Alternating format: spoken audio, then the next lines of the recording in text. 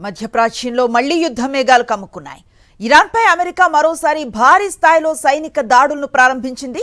America అధ్యక్షుడు Donald Trump హెచ్చరికలు చేసిన కొద్ది గంటల్లోనే అమెరికా సెంట్రల్ కమాండ్ రంగంలోకి దిగింది.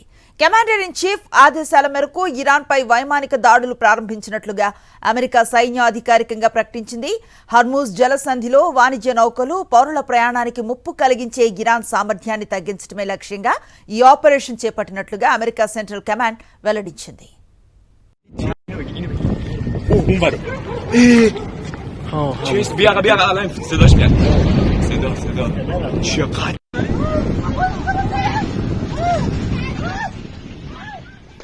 అమెరికా దాడులతో ఇరాన్లో కీలక ప్రాంతాల్లో పేలుళ్ల శబ్దాలు వినిపించాయి. కనారక్, చాబహర్ ప్రాంతాల్లో భారీ పేలుళ్లు జరిగినట్లుగా ఇరాన్కు చెందిన మీడియా వెల్లడించింది. అలాగే బందర్ అబ్బాస్లోనూ పేలుళ్లు సంభవించినట్లుగా తెలిపింది. బందర్ అబ్బాస్ సమీపంలో శత్రు లక్ష్యాలను అడ్డుకునేందుకు తమ వైమానిక రక్షణ వ్యవస్థలు రంగంలోకి దిగాయని ఇరాన్ మీడియా పేర్కొంది. ఇక చాబహార్లో పేలుళ్ల అనంతరం కొన్ని ప్రాంతాల్లో విద్యుత్ సరఫరా నిలిచిపోయింది.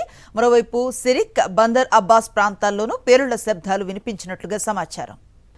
ఇరాన్పై దాడులకు కొన్ని గంటల ముందే అమెరికా అధ్యక్షుడు డొనాల్డ్ ట్రంప్ కఠిన హెచ్చరికలు చేశారు.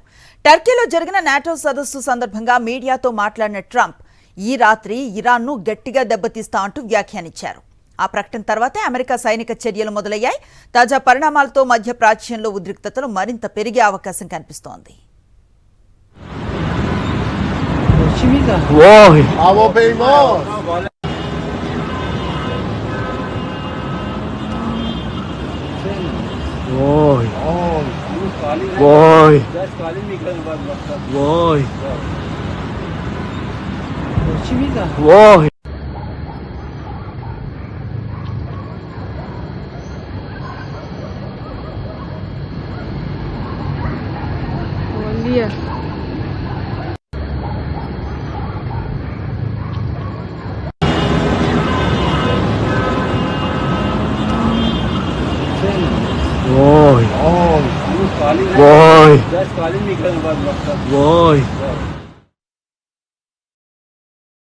మరిన్ని అప్డేట్స్ కోసం ఛానల్ ను సబ్స్క్రైబ్ చేయండి. నోటిఫికేషన్స్ కోసం బెల్ ఐకాన్ పై క్లిక్ చేయండి.